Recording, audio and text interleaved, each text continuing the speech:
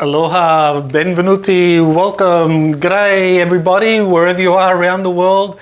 Glad you could join us. Here we are in our Key West studio, floating high up in our starship. Great that you could join us. I'm really looking forward to this webinar because it approaches the information about the UFO material in a way that I think really gives people a very different perspective of what's going on and contrasts two fields. Now, I don't know how many of you are active UFO researchers, but there's quite a few UFO researchers out there that are feeling pretty down and pretty depressed at the moment because the UFO issue seems to be being suppressed by official institutions within the establishment, at least in the United States and elsewhere around the world. And so a lot of UFO researchers are feeling depressed because towards the end of last year, you had this UAP Disclosure Act that looked like it was going to be passed unanimously. Both houses of the US Congress looked like they would accept it. Then it was gutted and only part of it was passed. And since that time, there have been several reports concerning the UFO issue, which really downplay its significance. So a lot of UFO researchers are feeling very down, very depressed, and I count my lucky stars that I'm not a UFO researcher because I'm an exopolitics researcher, and there's a big difference. UFO researchers are really focused on the UFO issue and looking at it from many different perspectives. Exopolitics takes a much bigger perspective, a wider perspective, looking at the political processes, the institutions, and the key actors associated with extraterrestrial life or non-human intelligence. So when we look at what's happening today from an exopolitical perspective, it's a lot's going on. It's a very exciting time. And I'm going to give you a perspective from the information that we have about events happening around the world, from how Russia is involved in this exopolitical issue. And so at the moment, many people are in very different positions regarding Russia and Vladimir Putin. Some think he's a fascist thug that brutalizes his political opposition and has a dictatorship in Russia. And certainly facts, people cite facts to support that. Others will look at Russia standing up, fighting the good fight against these deep state Satanists who are trying to destroy the Russian Federation and take control of the planet. So that's another perspective. And so what I'm going to do today is give you information so that you can make up your mind where you stand on this issue, because it is a very important issue. And Russia is now today probably playing a role that is very, very significant. And so I'm going to present you information so you can make up your mind about where you stand on Russia being the good guy, the bad guy.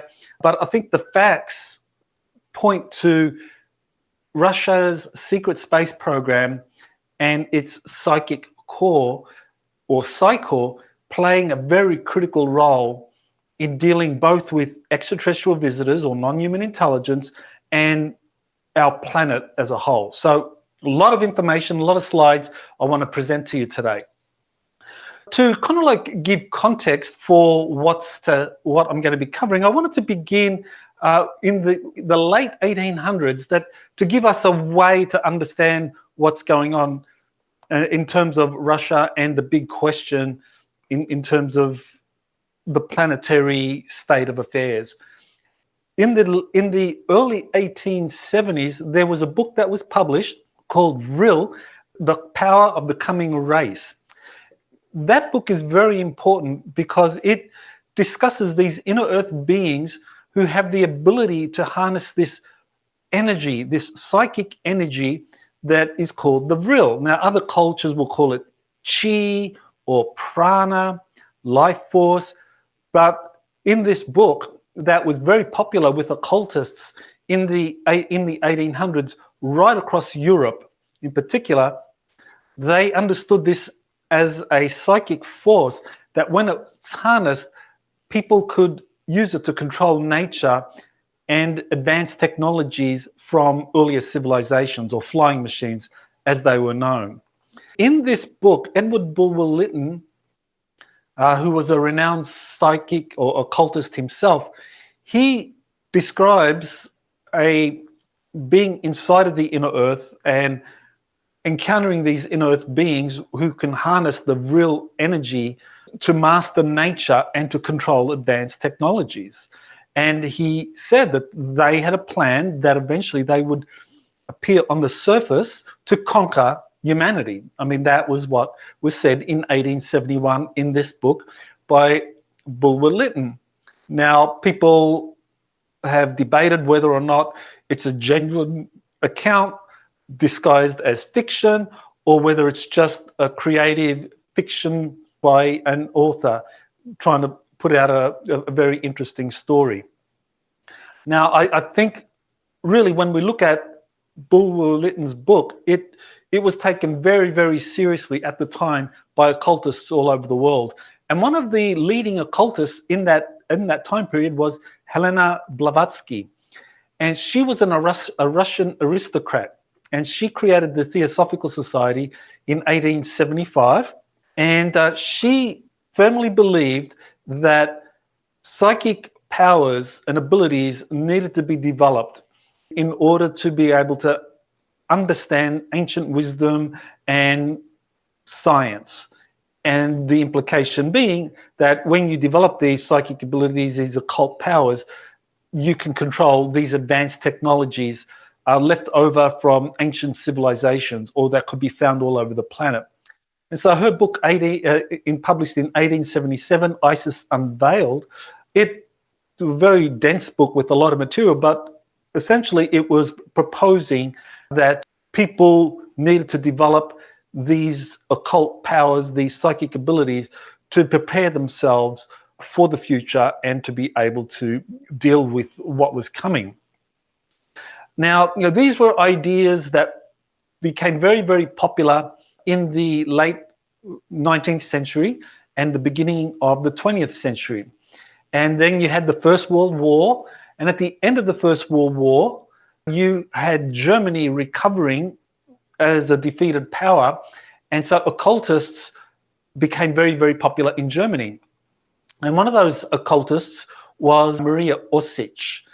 And in her occult communications, she says that she established contact with these extraterrestrials from the Aldebaran star system, and that they gave her the blueprints for a space-time vehicle. So we're talking about more than just a spacecraft. We're talking about a space-time vehicle. And so they gave her the blueprints for developing that. And what was very clear in the development of this space-time device that could ostensibly bridge the gap between Earth, or our solar system, and the Aldebaran solar system, which I'm not quite sure how many light years away. Are we talking 100 light years or so away? That could be done very easily within a few days. That this was the idea, that this space-time vehicle that she was developing from a blueprint given to her by these Aldebarans, which was written in Sumerian, and it was interpreted by other German occultists who could understand the Sumerian language. And psychic abilities were key to developing, or to being able to control, these alien-designed spacecraft.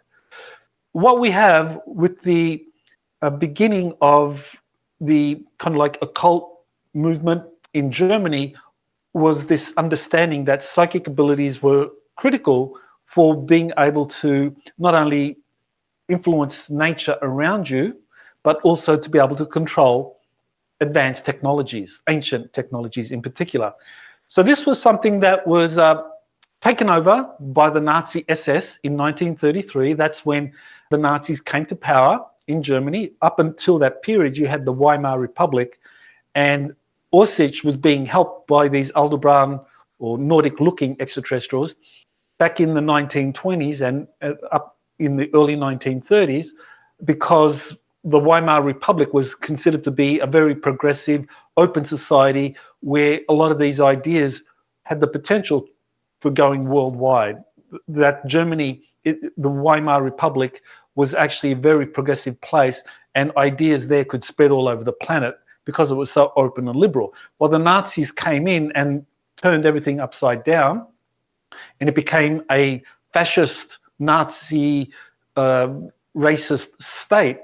But one of the things that they did was that they incorporated a lot of the information that the Vril Society, that Maria Orsic had developed, and the work that they had done on these space-time vehicles based on designs given to them by Aldebaran extraterrestrials, that the Nazi SS took that over and they understood the importance of psychic abilities, the occult, not only for being able to develop a kind of mastery over nature, but also being able to control these advanced technologies that either are developed in collaboration with extraterrestrials from other star systems such as Aldebaran, or that were being discovered hidden in these underground cavern systems all over the world. And the Nazi SS sponsored expeditions all over the world to find these ancient technologies and the ancient wisdom associated with them, because that was a big part of their program. So all of that is very consistent with that book from 1871 that Edward Bulwer Lytton wrote, Vril, the Coming Race.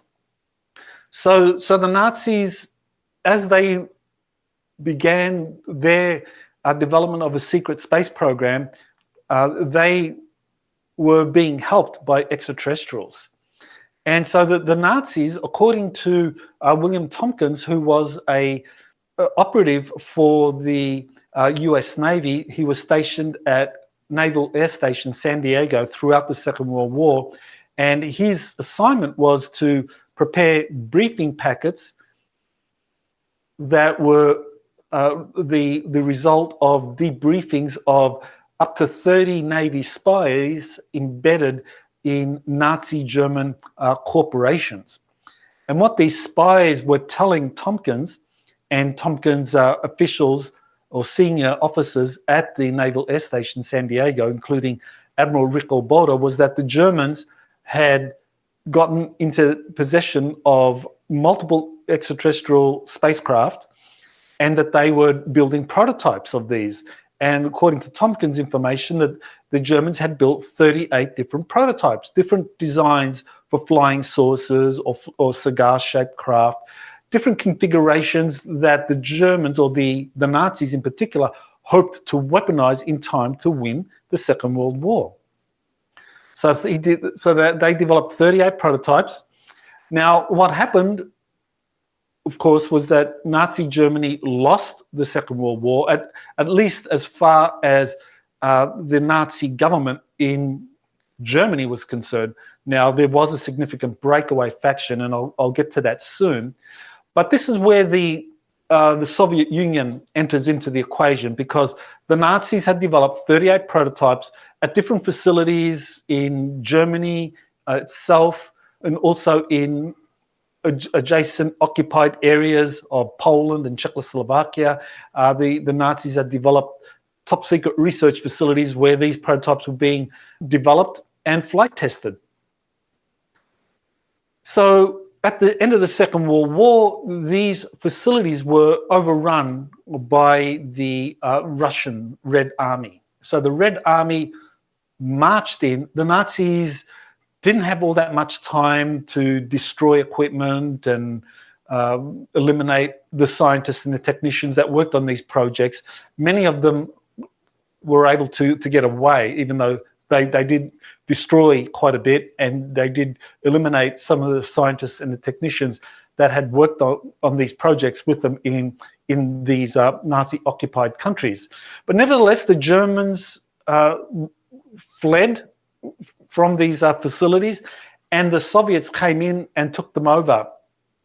And they repatriated what was left of the aerospace projects that the Nazis had developed with the help of multiple corporations in Germany and other Nazi-occupied areas. So they, scientists and engineers and the equipment, these were now in the possession of the Red Army. And so the Red Army began to study the hardware that the Nazis had developed. Now, how much did the Soviet Union know about the German secret space program under development? I would guess that they were probably, their intelligence services probably told them a little bit, just as the US Navy learned about it. But what William Tompkins said was that a lot of the senior officials within the United States, they were very skeptical of what the Navy spies were telling them. They didn't believe. Frankly, a lot of top officials and scientists didn't believe that the Nazis were being helped by extraterrestrials in building advanced spacecraft, even though this was exactly what the Navy spies were telling them. And so there was a lot of skepticism. So I think the same thing probably happened in the Soviet Union. And so that it was only after the Soviets came in, took over control of these former Nazi aerospace projects, or got to speak to the top scientists and engineers and technicians, that they realized that, holy cow, the Nazis were really working on flying saucers. And that was would have been a bigger shock for the Red Army and Russia as it was for the US Navy and the Americans at the time. So in the Soviet Union, what they implemented were these trophy brigades. These trophy brigades, this was really a process whereby the victorious Red Army forces that began liberating Eastern Europe from the Nazis, that they would come across different different treasures, whether it was, or anything of value. The instructions for these trophy brigades was that anything of value needed to be brought back into the Soviet Union, because this would be part of the war reparations, because the Soviet Union suffered incredible losses from the Nazi invasion. So they deemed that to be, some form of compensation for the incredible loss of life. I mean, I think the Soviet Union lost, I think, close to somewhere between 25 to 30 million dead, which is an incredible number if you think about it. So the Soviet trophy brigades, they were scouring liberated areas of Europe for any kind of valuable technologies. As the Red Army learned just how advanced the Nazi aerospace programs had become, they started up a specific program similar to Operation Paperclip that was implemented by the United States to get any kind of advanced technologies that had weapons applications for the aerospace industry or for the Navy and so forth. So the Soviet equivalent to the US's Operation Paperclip was, and I'm probably mispronouncing this, but Oso Avi Akim. Oso Avi Akim. Okay, all right, that's my best effort. So this Operation Oso Avi Akim was the Soviet equivalent of Operation Paperclip. So top German scientists, along with equipment, were taken to the USSR in October of 1946. Prior to that, all those German scientists, they were forced to work with the Soviet Union in the liberated areas of Europe. But by October 1946, the decision was made that the information was too sensitive. And so they forced 2,500 former Nazi scientists, technicians, and their families, and I think the total number with the families, the families themselves, I think was 4,000. So all of they were all taken by rail cars to the Soviet Union. Now, the key Soviet scientist in overseeing this Russian or Soviet version of Operation Paperclip was Sergei Korolev. And he's generally widely known to be the father of the Soviet rocket program and the Soviet space program. And throughout his life, the latter period of his life, when he was actually making, designing the rockets that were used for the Soviet space program, he was only referred to as chief designer. That was the term, because he was considered too valuable to the Soviets. They didn't want any identification, any way that he could be identified being released, because they feared that he could be assassinated, because his skills as a rocket scientist were just considered so valuable. So he was the chief designer for the Soviet space program, and he went to Nazi Germany in September 1945 to recover top aerospace technicians and scientists. Now, the United States had something called Operation Lusty, and that was overseen by the US Army Air Force. And that was an operation whereby teams of Air Force scientists and officials would scour Nazi Germany for these kinds of advanced aerospace projects that would be of value to the US Air Force. And that was headed by Dr. Theodore von Karman. So and he was at the time America's leading rocket scientist. He was stationed at the Jet Propulsion Laboratory in San Diego. I think it's Los Angeles. Well, somewhere in that area, Orange County, I think it is.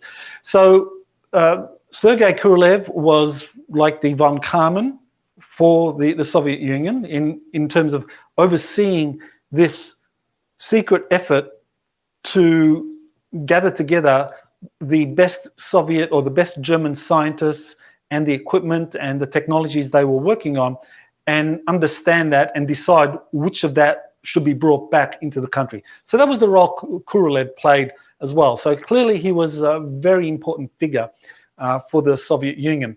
And so and the Soviet Union decided that those Nazi scientists and technicians would be taken to Kapustin Yar, which is a location kind of in the southern area of Russia, around the Volga River, and that's where the Soviet rocket program would be developed. So these German scientists were taken to Kapustin Yar, and they were working on designing rockets, but also the Soviets were also building atomic weapons, and that they wanted these rockets to be able to deliver atomic weapons. So they were very interested in being able to use rockets as a weapon. So that led to the interest of UFOs. So Kapustin Yar, where the German scientists were located and where Sergei Korolev was located working on their incipient rocket program, that became of great interest to the UFOs. And there was an incident in June of 1948. So this is 11 months after the Roswell UFO crash. And so that Roswell UFO crash, that occurred right next to the Roswell Army airfield. And at the time, the Roswell Army airfield was hosted the world's only nuclear weapons-equipped squadron, bomber squadron. And so people have, I think, correctly theorized that the presence of atomic weapons is like a magnet to extraterrestrials or to UFOs, and they come to find out what's going on with those weapons and what the kind of humans plan to do with that. So in this incident in 1948, there was a cigar-shaped craft, and that's I believe it's a photograph of that craft from June of 1948, and it was involved in a dogfight with a Soviet MiG, and missiles were fired at this craft, and there was a crash. So the crash led to this kind of recovery of a UFO right next to Kapustin Yar. So naturally, it was Kapustin Yar where that craft was taken. And I think the Russians, they would have wanted to know, what is this craft? I mean, does it have anything to do with the prototypes that the Germans were working on towards the during the Second World War? In other words, had the Nazis been able to secretly establish bases outside of Europe whereby they would fly these craft over different parts of Europe, or were these craft genuinely extraterrestrial craft? And so this is where we have Kapustin Yar playing a prominent role in all of this from the very beginning, because the German scientists are there. There's a UFO monitoring events there. It gets shot down. It's taken to Kapustin Yar, and it's studied. And so for some time, Kapustin Yar was among one of the early areas where these retrieved UFO craft were being taken.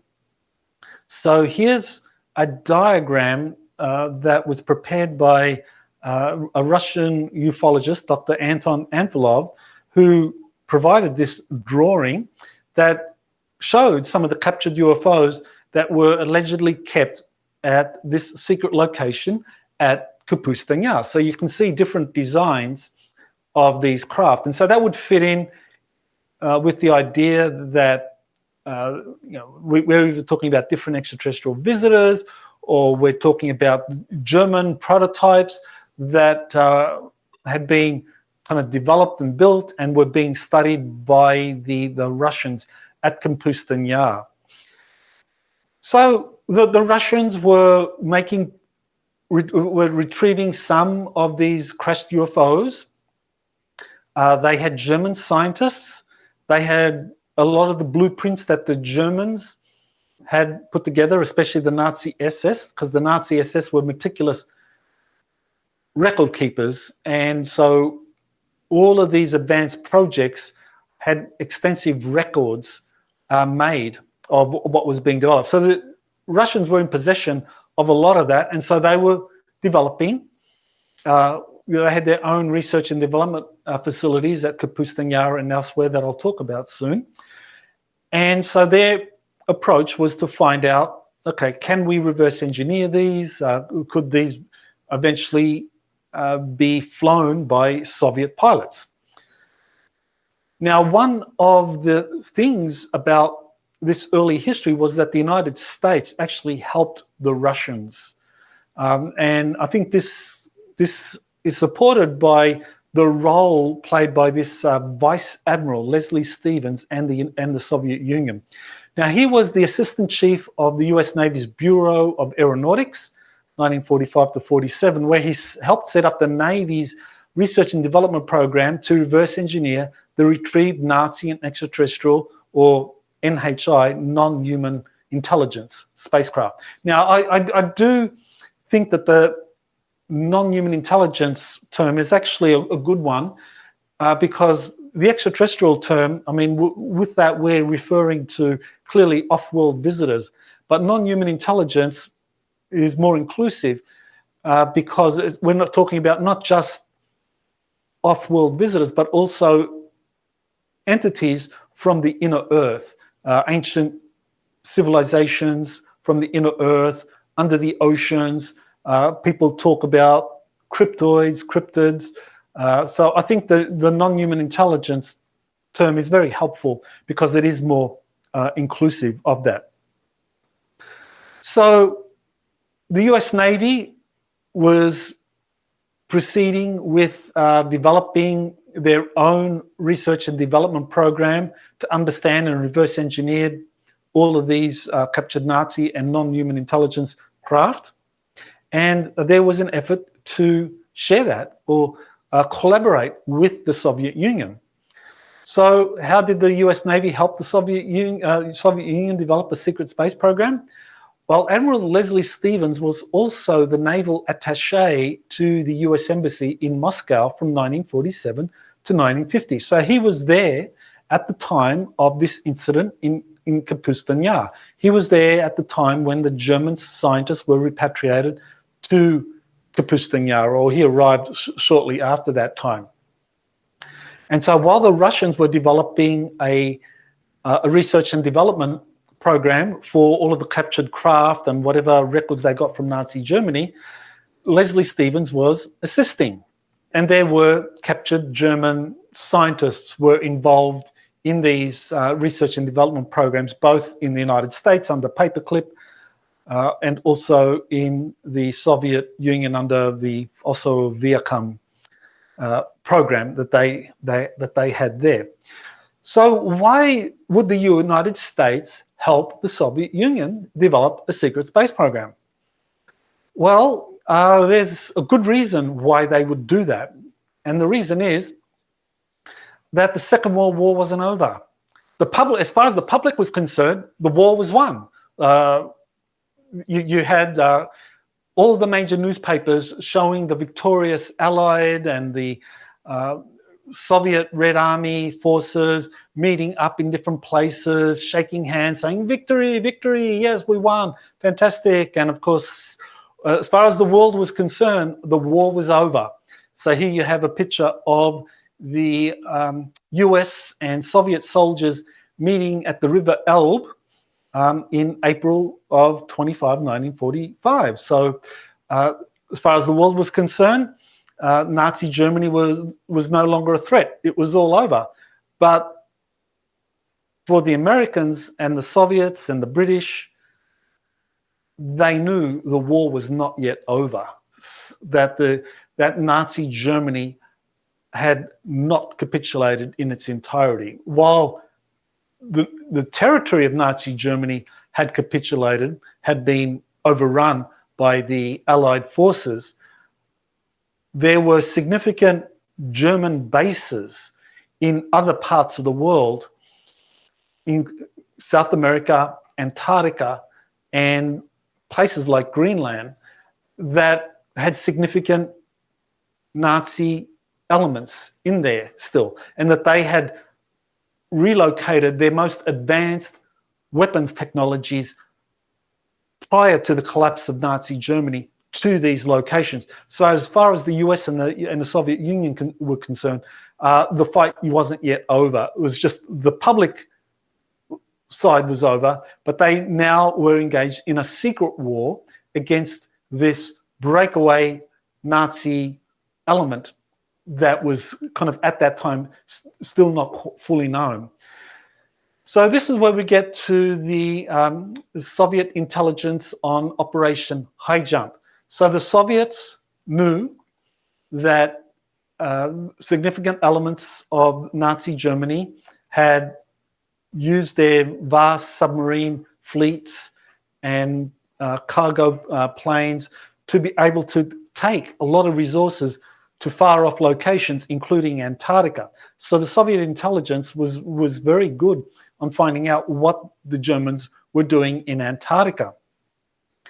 And so they were very interested in what would happen to Operation High Jump. Now, Operation High Jump, this involved 3 naval task forces, a central, a northern, and a southern task force, as I recall.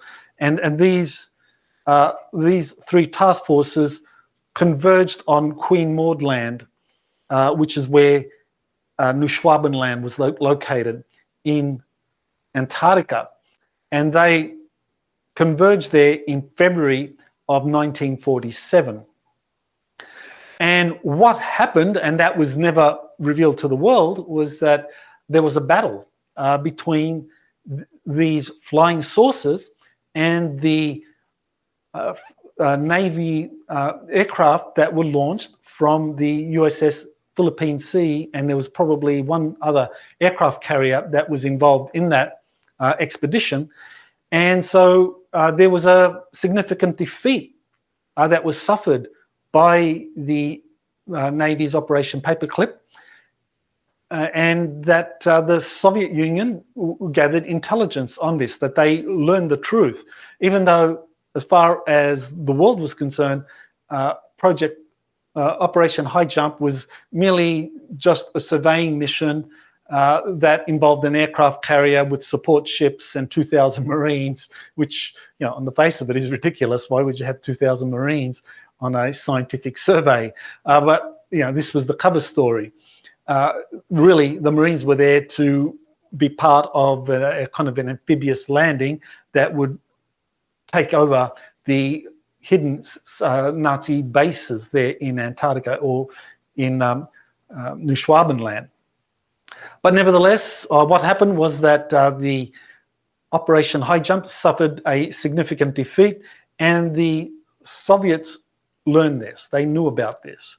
So we know this from there was a video that was released, and one of the really important things about the collapse of the Soviet Union in 1991 was that a lot of KGB files were released, and these made their way into the Western world. And so we got to get a lot of information about what had really happened concerning the Soviet Union and UFO issues, because the KGB partnered with its sister intelligence agencies in other Warsaw Pact countries. But and of course, during the Cold War, they were all unified with one single purpose: preservation of the Warsaw Pact. But once the Warsaw Pact collapsed, you had the intelligence services of Bulgaria, Poland, Romania.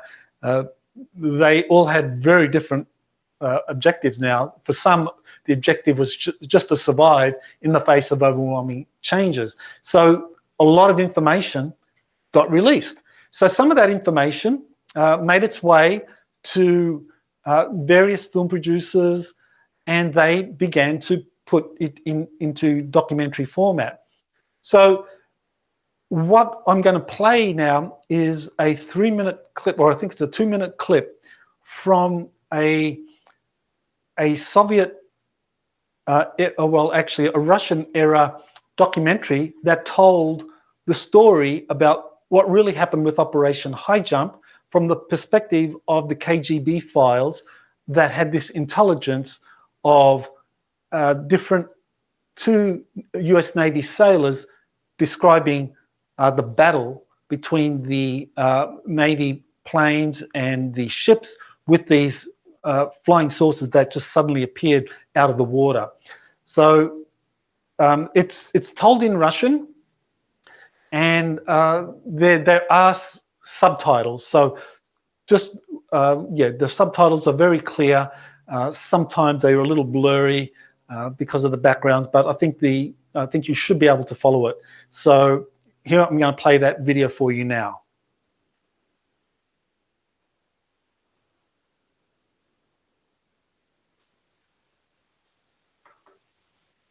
Получает приказ уничтожить нацистскую базу в Антарктиде.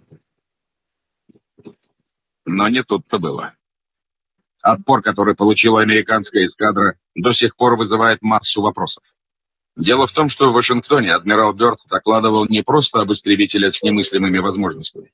Он говорил о нападении на экспедицию странных летающих тарелок, которые выныривали из-под воды и, двигаясь с огромной скоростью, нанесли экспедиции значительный урон. Вот как описывает этот бой, который произошел 26 февраля 1947 года, другой его очевидец, участник экспедиции, опытный военный летчик Джон Сайерсон. Они выскакивали из-под воды, как угорелые, скоростью.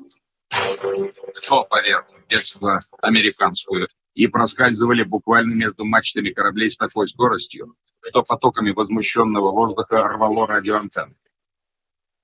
Несколько корсаров успели взлететь с катамарки. Я не успела глазом моргнуть, как два из них, сраженные какими-то неведомыми лучами, брызнувшими из носовых частей этих летающих тарелок, зарылись в воду возле кораблей. Я в это время находился на палубе Касабланки. Я ничего не понимал. Эти предметы не издавали ни единого звука. Они безмолвно носились между кораблями и беспрерывно плевались убийственным огнем. Внезапно эсминец Мердок, находившийся от нас в 10 кабельтовых, полыхнул ярким пламенем и стал тонуть. С других кораблей, несмотря на опасность, немедленно были посланы к месту катастрофы спасательные шлюпки и катера. Весь кошмар продолжался около 20 минут. Когда летающие тарелки снова нырнули под воду, мы стали подсчитывать потери. Они были ужасающими. Кто был хозяином этих тарелок? Неужели нацистская Германия? Общество. Right, so there, that documentary, it tells the story of Operation High Jump from the perspective of an attack that happened involving these flying saucer craft that just came out of the ocean that were associated with the Germans who had built a base, a secret base in Antarctica. Now, many people are familiar with Admiral Richard Byrd on his way to Washington, D.C., giving an interview to a Chilean newspaper reporter about a battle that had taken, that there was a new enemy that could fly from pole to pole, and that the US Navy had suffered significant casualties. So, that's not the kind of language you would expect from the admiral in charge of a survey expedition, talking about battles, a new enemy, significant casualties. So what this does, this Soviet era, or this film that Russian film producers produced from Soviet KGB intelligence files, shows another source that hadn't been previously released. These were the two US sailors that described what happened to Operation High Jump. So at the bottom of this slide, you can see the YouTube source for that if you wanted to watch that video. The whole thing goes for about an hour and a half. This was just an extract that you can watch.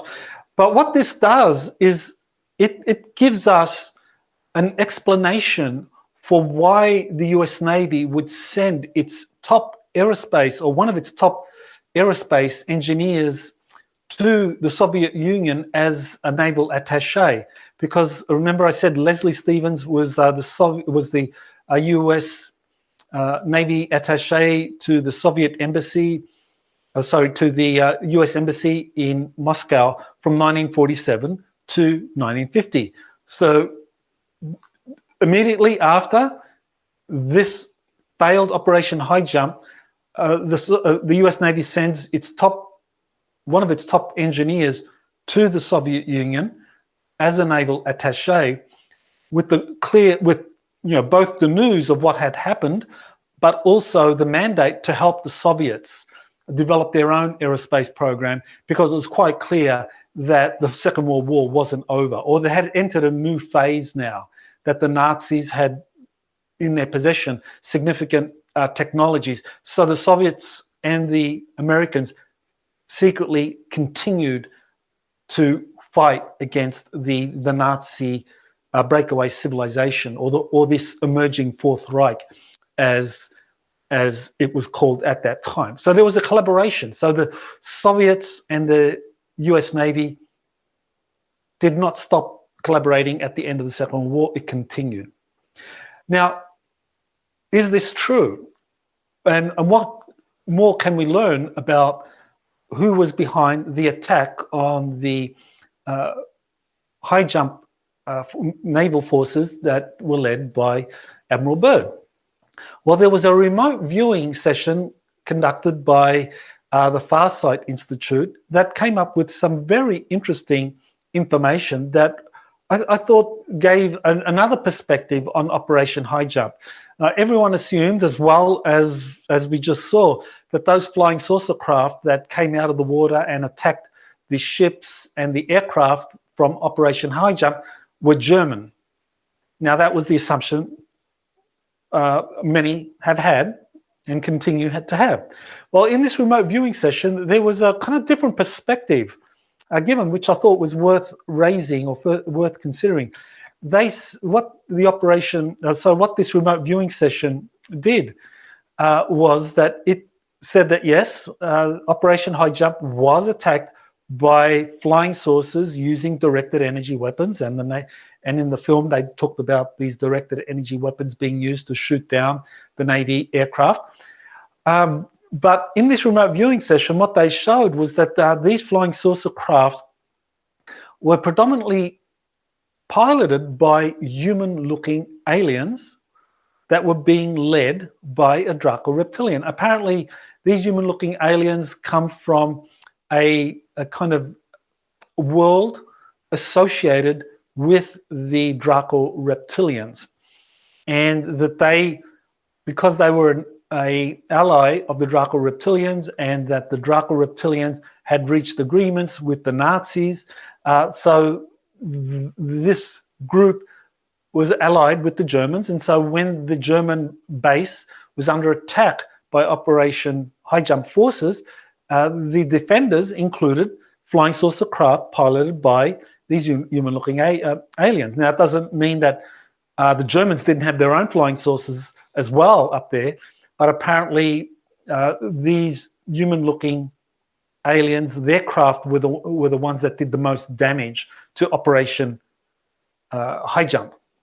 So there's a lot to this to describe. So what I recommend, if you're interested, is you can go watch this webinar I did. It's a 4-hour webinar intensive where I talk about Antarctica, the Dark Fleet, and humanity's liberation. So I'll go into much more detail into all of this, but it's a fascinating chapter. But the important takeaway for us today is that the Soviets knew that the US Navy had suffered a significant defeat at the hands of the Nazis in Antarctica and their extraterrestrial allies. And so there was an urgency for the Soviet Union and the United States militaries to collaborate. And that's why you had Admiral Leslie Stevens there in Moscow, I believe. So the US and USSR secretly cooperated on non-human intelligence and the Dark Fleet problem during the Cold War. So, of course, we know the history of the Cold War, that you had these two ideological blocks, but really, in a way, that was a cover. So you had these two ideological blocks, and in the kind of the surface conflict between these two blocks of nations, what the US and Soviet leaders decided was that this was the way in which they would cover up the existence of this breakaway German colony in Antarctica and other places in South America, Greenland, and so forth. And that, so while on the one level during the Cold War you had the Warsaw Pact and NATO kind of facing off in Europe and around the world, so there was a kind of ideological conflict. Behind the scenes there was cooperation. That's important to understand, that there was cooperation. Now, so that meant that overtly in the public arena, you had your 4-star generals from the Soviet Union and the military and the US Navy or Air Force, facing off against one another, thinking that there was a real battle, but that those senior officers that were briefed knew that that was all a facade, that really that they were partners fighting together against the breakaway German colony or the Fourth Reich, that the Fourth Reich continued to exist. So it was a need-to-know basis, a need-to-know condition. So the Cold War, for many military personnel, was very, very real. They really believed that Soviet soldiers or Soviet officers and American officers really believed that the other side were the enemy. But when they were briefed, they were told that no, we're not. The Soviets are not our enemies, or the Americans are not our enemies. Really, we're allies. We are trying to deal with this German or this Fourth Reich problem. So the US and USSR relations during the Cold War, it means that we need to develop a more sophisticated understanding of what was going on. So on the one hand, you had the cooperation between the Soviets, the US, Britain, and other countries that were briefed, or the leaders from other countries that were briefed, Five Eyes countries, Canada, Australia, they were also briefed because this was a global problem.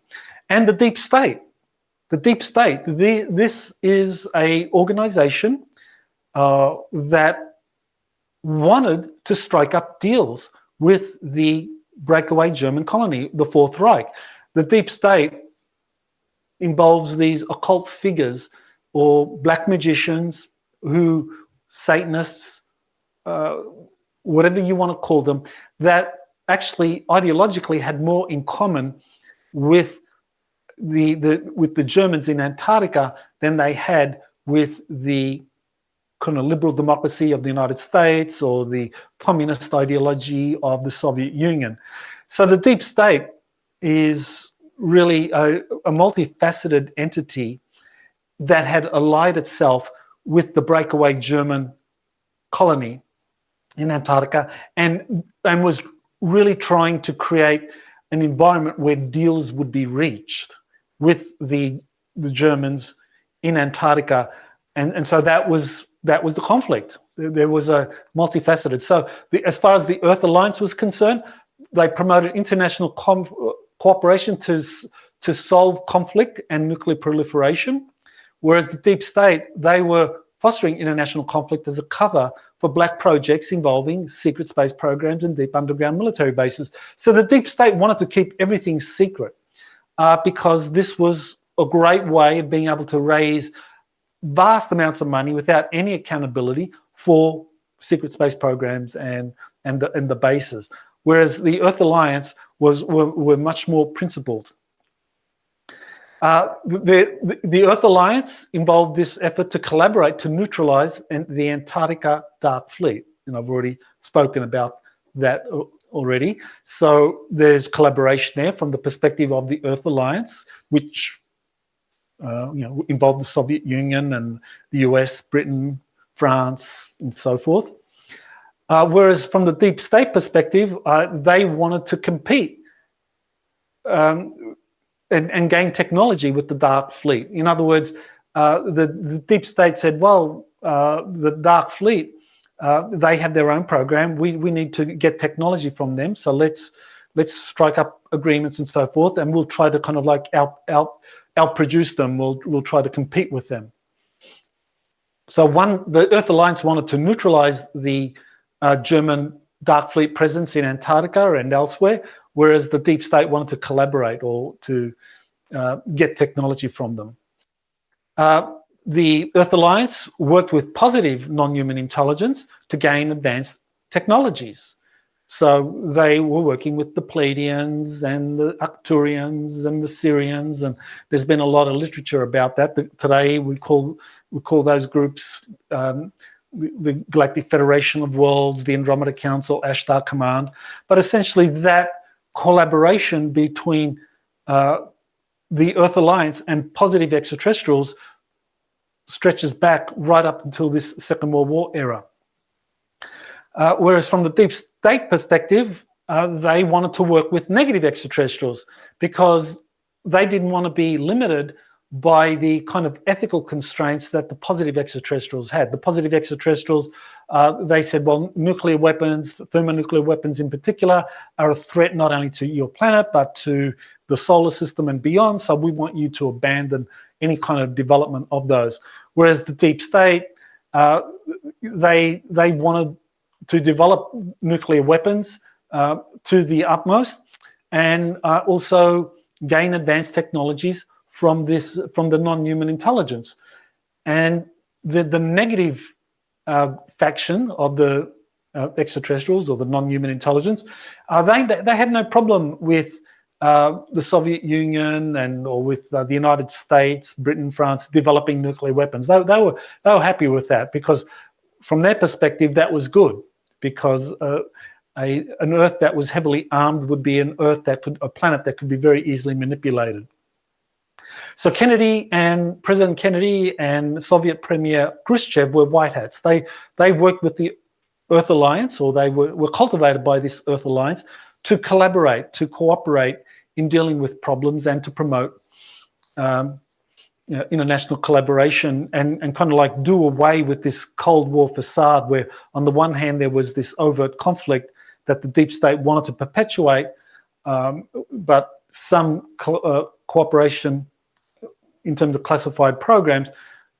So Kennedy and Khrushchev wanted to do away with that. So they agreed to a joint space and lunar missions on November 11, 1963. So this was 11 days before the Kennedy assassination. Kennedy was assassinated on November 22nd. And so I believe that Kennedy was assassinated because of this agreement he had reached with Soviet Premier Khrushchev on information sharing so that the Soviets and the US could have joint space and lunar missions. This effort for international collaboration was anathema to the deep state, so they wanted to get rid of that initiative. So Kennedy was assassinated, and 1 year later, or less than a year later, Nikita Khrushchev was removed from power in the Soviet Union. So I think that gives you a little bit of an idea of the overall context here for this kind of different approaches to either collaborating or confronting the Soviet Union and the US, either collaborating or confronting one another and dealing with this kind of extraterrestrial non-human problem and what was happening with the German breakaway civilization or the Fourth Reich. So Soviet UFO crash retrieval operations continued throughout the Cold War era. So Dr. Anton Anvilov, who I've interviewed now 5 times, he has given a lot of information about the Soviet UFO crash retrieval program. So he has interviewed hundreds of Russian whistleblowers. He's been given UFO documents discussing UFO crash retrieval operations. So he has a wealth of information from a Russian perspective on the crash retrieval operations that were happening there. And one of the discoveries he made was that there was an ancient underground system of tunnels built by non-human intelligence that the Kremlin found and that it repurposed for building deep underground military bases. So that's a very important insight there. So you have in that diagram, you have a picture of an insectoid. So according to Dr. Anvilov, the insectoids, especially the praying mantis ones, are the oldest civilization on Earth. And that subsequent civilizations like the praying mantis, Sasquatch, humans, were genetically engineered by these guys, according to his understanding. And so I think there's merit to the idea that the insectoids are among the oldest races on the planet. According to a book, The Sasquatch Message to Humanity, the oldest civilizations on the planet are aquatic. But then the oldest surface civilization are the insectoids. So that's a very important distinction to keep in mind there. But nevertheless, he pointed out that according to these Soviet records and whistleblowers, there was this ancient, vast system of underground tunnels found all over the Soviet Union. And so many of these were repurposed for studying crash retrieval operations. So in 1965, there was a capture of several praying mantis insectoids from the inner Earth. And this is one of the things that really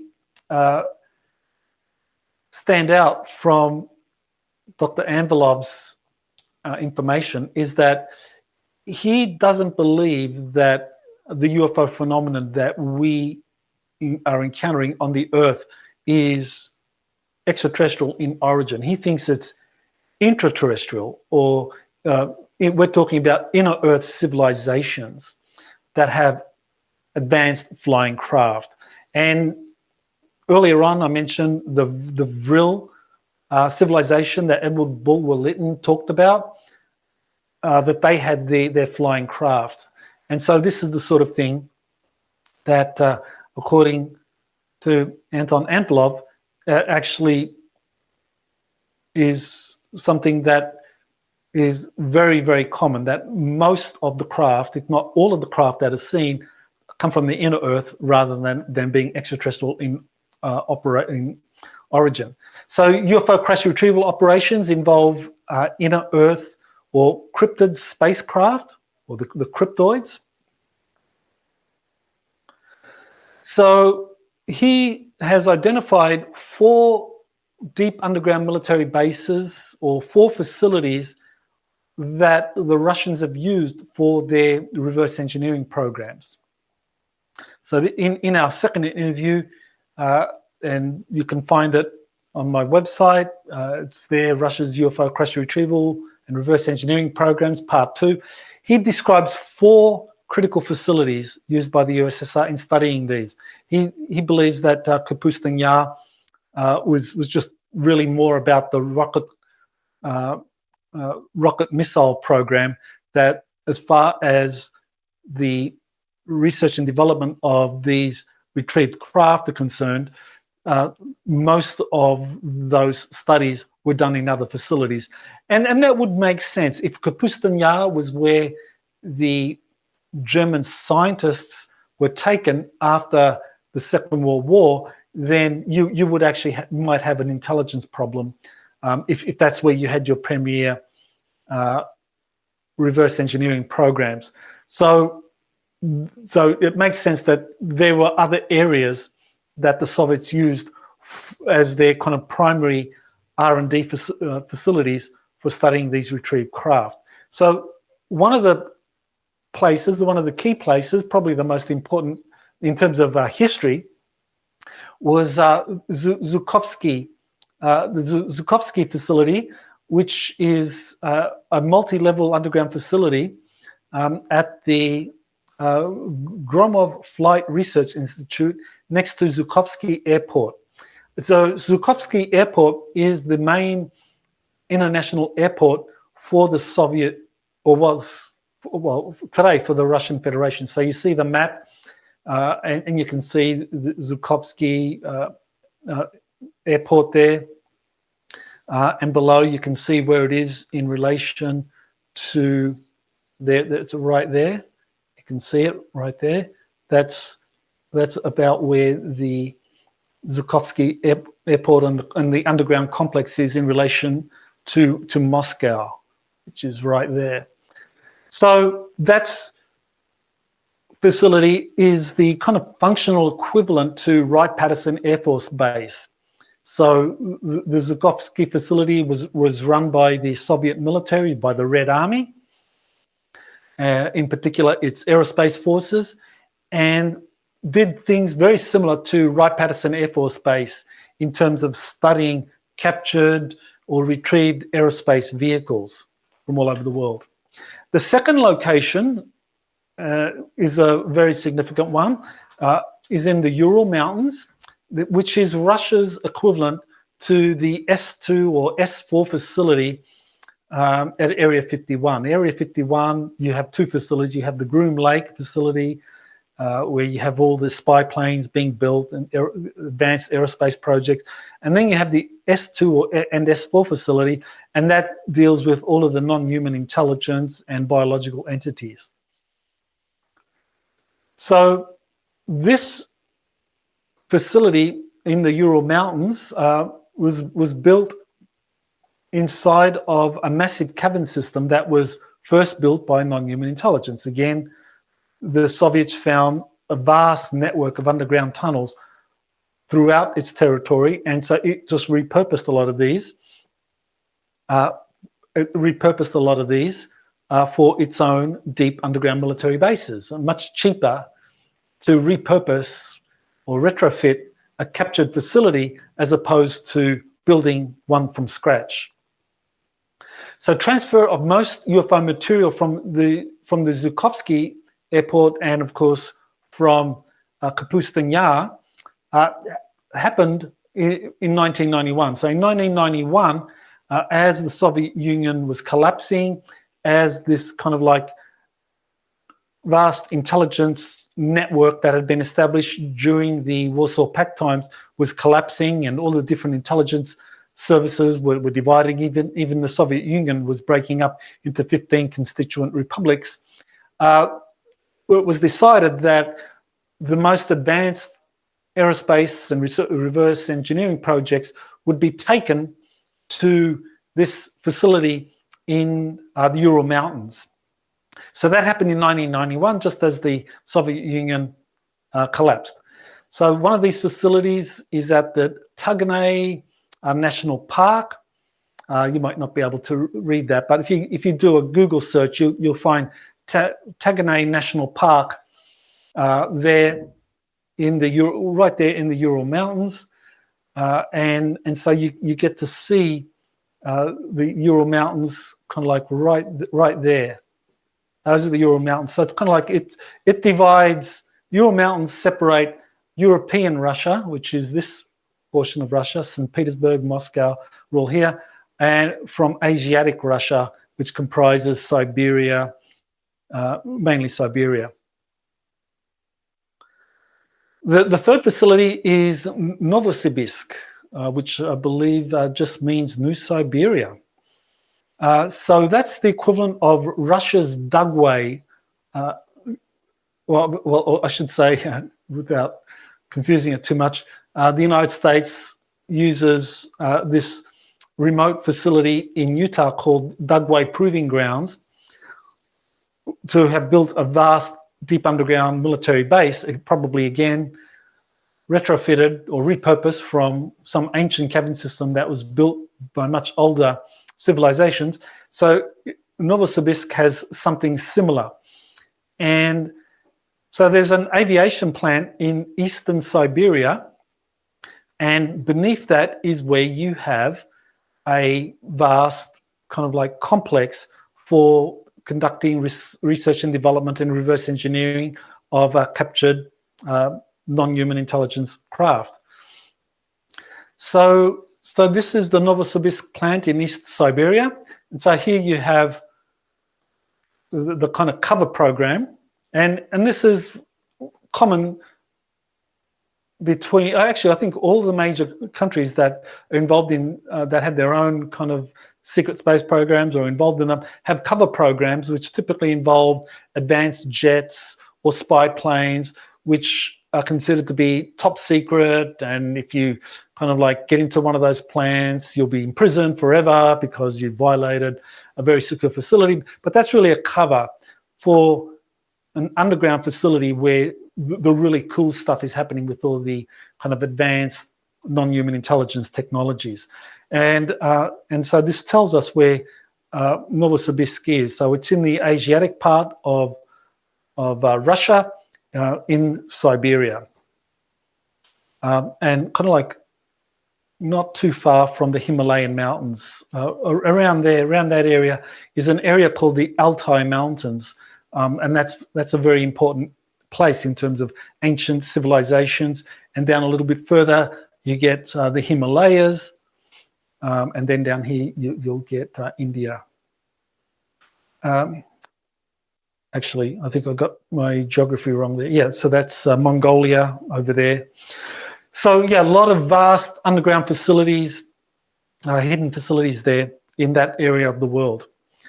And the final facility that he talked about, which I think it's good just to know a little bit of, is there's next to the Baikonur rocket launch complex, or the Baikonur Cosmodrome in Kazakhstan. There's another Russian deep underground military base that's used also for reverse engineering captured UFO craft. So there's a kind of schematic of the Baikonur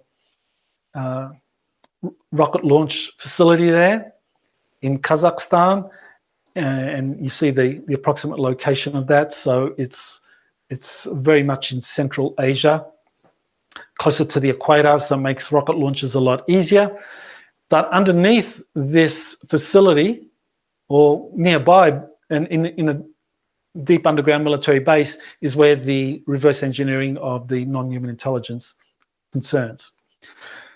So now we get into some interesting history, which is the history of Soviet agreements with extraterrestrials.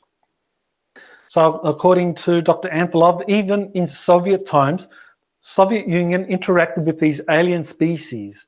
He's talking about greys, insectoids, reptiles, and Nordics, and he's referring to them as kind of like inner Earth civilizations, which is very interesting. And they also had agreements with aliens as well as the USA had. So just as the US had agreements with different extraterrestrial groups, so did the Soviet Union.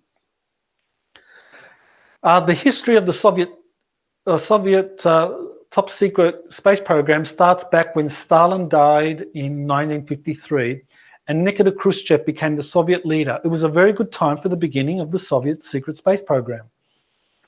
So I assume there that one of the reasons for that was that Khrushchev was much more open in terms of sharing information among allies, whereas Joseph Stalin was much more suspicious and secretive, and so that hampered collaboration and genuine scientific breakthroughs in studying these technologies. Okay, so the USSR research and development was also being helped by extraterrestrials. There's a source, a US source, that confirms what Anton Anfilov just shared. And that is this a majestic document, a Defense Intelligence Agency document that was classified ultra top secret. It's a majestic document, and that describes extraterrestrial babies being dropped off in the US and the intent to do the same for the USSR. So there's an article I have on my website where I talk about that. So if you do a screen capture, you'll get to be able to find that article very easily on my website. So this is the quote from the leaked DIA document. It said, quote, "The EBE saw little harm in allowing us to keep the remains of his spacecraft." So there was a crash in 1948 in Aztec, New Mexico. "Since he felt our understanding of it would only gradually develop. He did suggest that his people would probably have to drop one in similar condition in the lapse of the Soviet Union just for the balance of things to be sustained." So that's very interesting from the perspective of extraterrestrials, that they felt ethically bound that any information or any technology from their civilization that found its way to the United States, that similar technology had to be shared with the Soviet Union. So this suggests some sort of reciprocity or some sort of balance had to be maintained to preserve the non-interference principle, I guess, even though, of course, if you're dropping off advanced technologies for a less evolved civilization, you're interfering, but I guess balancing out that would make it ethically, I guess, more palatable. So this idea that extraterrestrials would drop off babies to be raised as normal humans who could then help civilization evolve is something that is discussed by other sources as well. Now, one of the contactees that has been talking about his contacts and about his unique life circumstances is Jerry Wills, and he learned that he was dropped off as a baby on Earth, and that would explain some very interesting things about him, especially in terms of advanced healing skills, and also would explain his contact experiences. Nikola Tesla also claimed to be an extraterrestrial drop-off baby to uplift humanity, and that was something that was discussed in a book by Arthur Matthews, and Arthur Matthews was a protege of Tesla, and he described how he was also told by extraterrestrials he was in contact with that Tesla was dropped off as a baby. So that, in his mind, confirmed that, yes, Tesla was one of these examples of these babies that would be dropped off and raised. And another author that discussed this was Margaret Storm. Well, there are other sources describing how the Soviet Union were being helped by extraterrestrials in developing advanced technologies. So one of those sources is a famous female test pilot from the Soviet Union, Colonel Marina Popovich, and she said, quote, "Former Soviet President Mikhail Gorbachev functioned as an extraterrestrial frontman, receiving messages from outer space that motivated him to carry out profound historical changes." So that's in a book by Philip Mantle and Paul Stonehill, Russia's Roswell Incident. Similarly, Anton Anfilov said that, according to his sources, that Gorbachev did have meetings with extraterrestrials as well. What he said was, quote, "Mikhail Gorbachev, he had direct meeting with aliens in 1985, March 17, when 2 UFOs landed in northeast of Moscow near Pirogovsky Nature Forest Reserve. They met aliens there directly, face to face. And Michael Gorbachev, he was very well informed about the alien problem." So aliens, friendly, I guess we can assume that these are friendly, human-looking extraterrestrials, were having meetings with prominent Soviet leaders with the purpose of helping them kind of advance both technologically and culturally to move society forward. So very interesting that a former prime minister of Russia, who was also a president for a 4-year period between consecutive presidential terms of Vladimir Putin, was Dmitry Medvedev. So the Prime Minister Medvedev describes a secret organization operating in Russia and worldwide that monitors extraterrestrial living amongst us. So not only were extraterrestrials meeting Soviet leaders, but there's also an organization set up that is global in scope that monitors extraterrestrials living amongst us. And he talked about all Russian presidents, when they assume office, getting 2 separate files, and these separate files actually tell them what is going on as far as the extraterrestrial issue is concerned, in extraterrestrials living amongst us.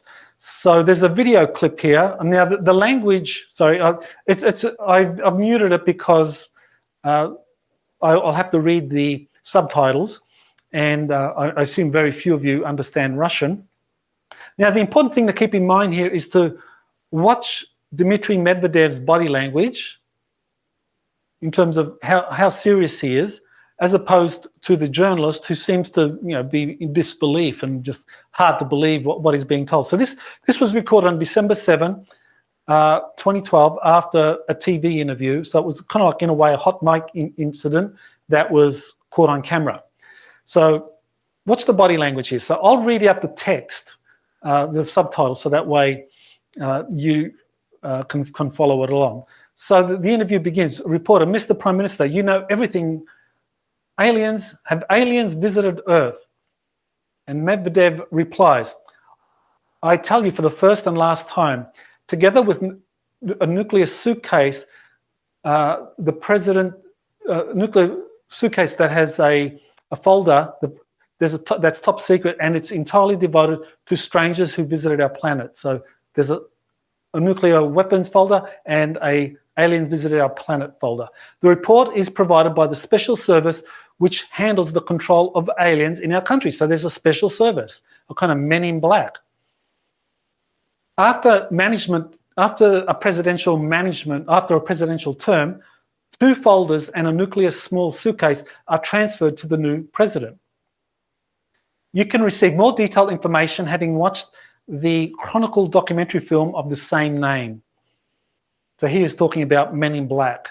So, of course, she's hysterical at this point. Reporter: "Oh, you mean, how many of them amongst us. I can't tell you, otherwise there'll be there'll be a panic. So, this is a cleaned up version of what was said, but he was describing a top secret folder containing 2 files, one concerning nuclear codes and the other concerning aliens living amongst us, and that there's this special service, something like the Men in Black, that, as we understand, that monitors aliens all over the world. There's also the example of a former Russian governor, and he was a president of the World Chess Federation, and he says that he was taken to another planet by aliens. And what was very interesting was that he gave an interview in May of 2010, and he gave this interview on Russian TV on a very prominent show, and there was a lot of criticism about this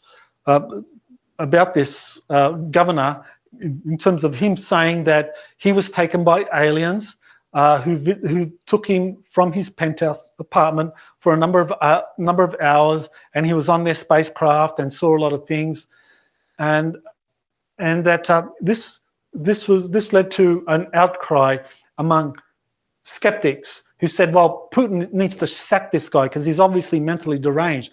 But Putin said, no, he's good. So right there, you have a very important indication about President Vladimir Putin's mindset towards the alien question. I think he was in favor of disclosure. He was someone that he allowed the governor of this Russian Republic to speak openly while keeping his job. That, unprecedented. That would never happen in the United States. And Kherson Ulumzhinov said that the extraterrestrials were humanoid, so human-looking, and gave him a ship tour and took him to another world. So here's a photograph of a cigar-shaped craft of one of these, possibly an inner Earth civilization that was taken in the Caucasus region. So is this an inner Earth spacecraft? Now, according to the information Anton Anfilov has shared with me, the inner Earthers, some of their craft that had crashed were cigar-shaped. And I mentioned that 1948 incident at Kapustin Yar. That was also a cigar-shaped craft. So right there, this is not necessarily extraterrestrial. It could be from the inner Earth. Okay, so now now that we've gotten a kind of like an idea of what the Soviets did in terms of finding, retrieving, and reverse engineering UFO craft found all over the world and collaborating with the United States in developing a secret space program, what about the psychic side of things? What about the development of Soviet psychic research? You have been listening to Exopolitics Today with Dr. Michael Salla. Please remember to like, share, and subscribe to this channel. Join or start a conversation in the comments. Take the time to explore the vast library of best-selling books, webinars, and podcasts by Dr. Salla. Visit exopoliticstoday.com.